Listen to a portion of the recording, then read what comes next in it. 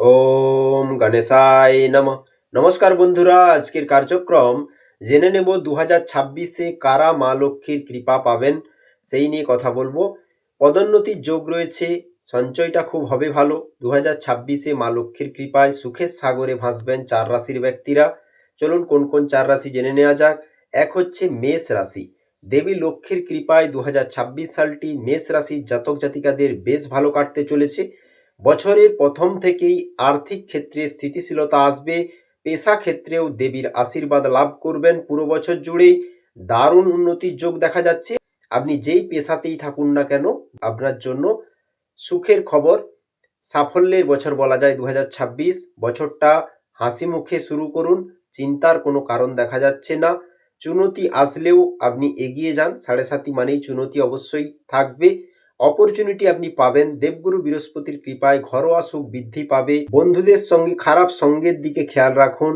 যখন পরিস্থিতি প্রতিকূল লাগবে অবশ্যই শান্ত থাকার চেষ্টা করুন। এই বছর আপনারা প্রত্যেক পরিস্থিতিতে বিজয় হাসিল করবেন।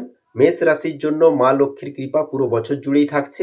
মেষ রাশির মানুষ, আপনারা যদি মঙ্গলবার শনিবার হনুমান মন্দিরে যান, পুজো দেন, প্রদীপ জ্বালিয়ে আসেন, হনুমান মন্দিরে পতাকা দান করেন, করে দেখে নিন এবং হনুমান মন্ত্র জপ করতে ভুলবেন না। হনুমানজিকে স্মরণ রাখুন।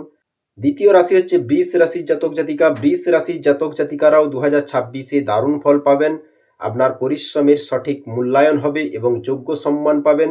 আয় বাড়বে, সঞ্চয়টা ভালো হতে পারে বলে মনে করা হচ্ছে। কর্মক্ষেত্রে সকলে আপনার প্রশংসা করবে। সম্পর্ক ক্ষেত্রেও সুখের সময় শুরু হবে। এই 2026-এ জীবনে নতুন সঙ্গী আসতে পারে যারা অবিবাহিত, বিশেষ করে ওম নম লক্ষ্মী নারায়ণায় নমো নম এই মন্ত্রটি জপ করুন। তৃতীয় রাশি হচ্ছে মিথুন রাশি। মিথুন রাশির মানুষ 2026 সালে মিথুন রাশির জাতক জাতিকারা দারুণ সাফল্য পেতে চলেছেন। সব দিক দিয়ে উন্নতি লাভ করবেন। দেবী লক্ষ্মীর কৃপায় এতদিন ধরে আটকে থাকা সকল কাজ মিটে যাবে। পদোন্নতির যোগ দেখা যাচ্ছে। মনের মতো চাকরিতে যোগ দেওয়ার সুযোগ পেতে পারেন এই বছর। বছরটি প্রথম থেকেই ভালো কাটবে, তবে স্বাস্থ্যের খেয়াল রাখুন। ঘুম থেকে ওঠার সময় অবশ্যই ওম গণগণপতয়ে নমো নমঃ গণেশজির আরাধনা করুন। চতুর্থ রাশি হচ্ছে তুলা রাশি। তুলা রাশির জন্য 2026 বছরটা শুরু থেকেই অত্যন্ত লাভজনক হবে। লক্ষ্মী দেবীর কৃপায় যে কোনো প্রতিযোগিতায় খুব ভালো ফল পাবেন। শিক্ষার সঙ্গে যুক্ত ব্যক্তিদের জন্য বছরটা খুবই ভালো হতে চলেছে। নতুন চাকরির সন্ধান পাওয়ার যোগ দেখা যাচ্ছে। তুলা রাশির জন্য পরিবার এবং সংসারের ক্ষেত্রেও সুখের সময়। শুক্রবার দিন সাদা জিনিস দান করুন। ওম লক্ষ্মী নারায়ণায় নমো নমঃ।